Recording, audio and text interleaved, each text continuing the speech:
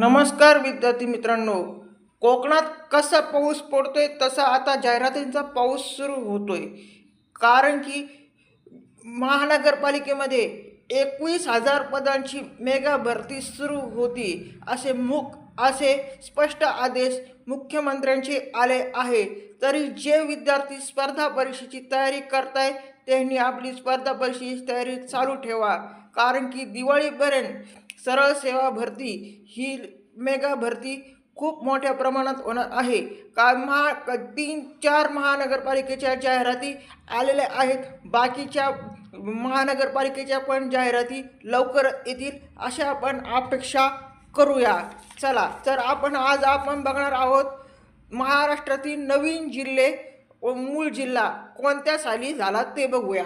आता 1 नंबर आहे रत्नागिरी. पहिले रत्नागिरी जिल्हा होता, त्याच्यानंतर झाला सिंधुदुर्ग, तो झाला 1 मे 1981.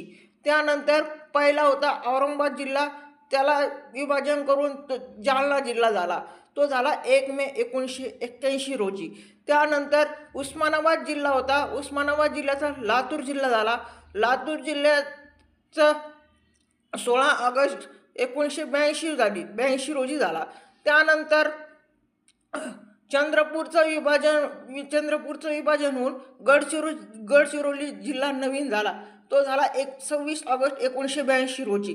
त्यानंतर धुळे जिल्हा होता, धुळे जिल्ह्याचं विभाजन करून नंदुरबार जिल्हा हा झाला, तो झाला 1 जुलै 1998 रोजी. त्यानंतर अकोला जिल्हा होता, अकोला जिल्ह्याचं विभाजन करून वाशिम जिल्हा झाला, नवीन जिल्हा झाला, तो झाला 1 जुलै 1998 रोजी. त्यानंतर भंडारा जिल्हा होता, भंडारा जिल्ह्याचं विभाजन होऊन गोंदिया जिल्हा झाला, तो झाला 1 मे 1999 रोजी.